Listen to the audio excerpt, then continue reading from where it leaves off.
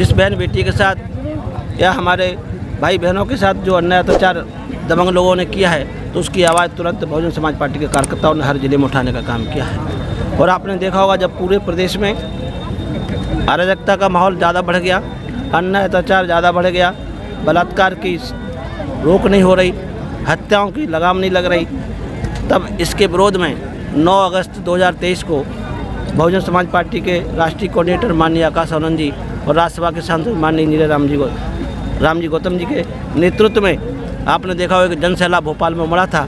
तो ये उसी दिन इतिहास लिखने की इबारत शुरू हो गई थी और आज उसी कड़ी में पूरे प्रदेश में बहुजन समाज पार्टी की जो सर्वजन हिताय सर्वजन सुखाय नीति है, माननीय बहन कुमारी मायावती जी का गरीबों के साथ जो एक लगाव है, उससे प्रभावित होकर तमाम पूर्व विधायकों ने पार्टी छोड़ने का काम किया। इस बार ये सभी लोग मिलकर माननीय बहन जी का हाथ मजबूत करने का काम करेंगे। 2023 में इस प्रदेश में बहुजन समाज पार्टी जीजेपी गठबंधन की सरकार बनेगी और 2024 के लिए हम लोगों ने कमर कस ली है।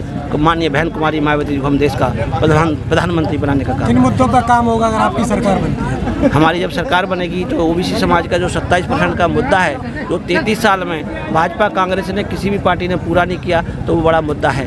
इस प्रदेश में जो शिक्षा है वो ध्वस्त हो चुकी है, तो फ्री में शिक्षा देने का काम भी बहुजन समाज पार्टी का प्रमुख मुद्दा होगा। इस प्रदेश में बेरोजगार का भी बड़ा मुद्दा है, तो उस मुद्दे को भी कम करके उस बेरोजगार भाइयों को रोजगार के संसाधन उपलब्ध कराने का काम करेगी, चाहे वो सरकारी हो या प्राइवेट हो, पर उनको हर हालत में रोजगार दिलाने के लिए काम करेगी, नीति बनाने का काम करेगी। इस प्रदेश में अन्याय अत्याचार चरम सीमा पर बढ़ रहा है।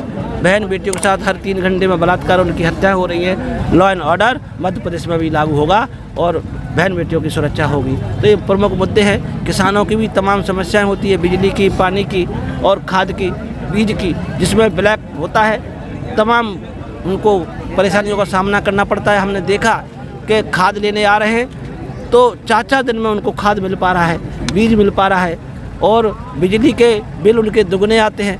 पानी के लिए नहर समय पर उनको छोड़ी नहीं जाती है और जब उनकी फसल का दाम का लेने का बात आती है तो ये लोग कहीं ना कहीं पूंजीवादी लोगों से मिलकर साठ-गांठ करके उनकी फसल के कम दाम लगाने का भी काम करते हैं। तो ऐसी तमाम समस्याएं किसानों की भी है। 3 काले कानून आज उन्होंने दिखावटी बंद तो की है, पर उसका असर कहीं ना कहीं प्रदेश में देखने को मिल रहा है। तो ऐसी तमाम समस्याओं को लेकर बहुजन समाज पार्टी आज पूरे प्रदेश में घूम रही है और सभी साथियों का सहयोग मिल रहा है। आप 20 साल से देख रहे हैं, ये तमाम झूठी घोषणाएं करते हमारे लोग गुमराह हो जाते थे। 20 साल पहले देवेंद्र सिंह सरकार ने भी पट्टे बांटे, वो आज तक नहीं मिले। शिवराज सिंह मामा ने कहा कि हम बच्चों को फ्री में शिक्षा देने का काम करेंगे। आज शिक्षा बिल्कुल ध्वस्त हो चुकी है। हम हर साल 2 लाख लोगों को नौकरी देने का काम करेंगे। 1 करोड़ से ऊपर बेरोजगारी पहुंच चुकी है।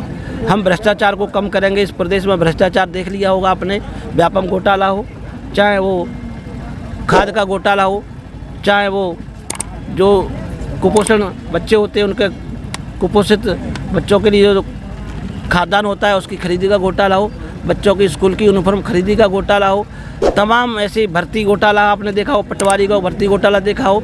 ऐसे घोटाले इस प्रदेश में इतने हुए हैं, इतने स्कैम हुए हैं कि अगर उनकी जांच हो जाए तो भाजपा कांग्रेस के आधे नेता जेल के अंदर होंगे। और बहुजन समाज पार्टी की जब सरकार बनेगी तो ऐसे सभी भ्रष्टाचारियों को जेल में पहुंचाने के लिए इनकी जांच भी कराएगी और इनका जो काला धन है उसको भी बाहर निकालने के लिए नीति बनाने का भी काम। ओबीसी का आरक्षण और 2 अप्रैल के आंदोलन के बारे में तमाम सरकारें किस वापसी की घोषणा करती आई हैं, इस पर क्या कहें? देखिए, 2 अप्रैल के मुद्दे पर कांग्रेस ने झूठ बोलकर सरकार बनाने का काम किया था और मैंने भी अपने भाइयों के सम्मान के खातिर मैं कभी भी मुख्यमंत्रियों से किसी भी काम के लिए नहीं मिला, पर अपने भाइयों की खातिर मैं कमलनाथ से भी मिला।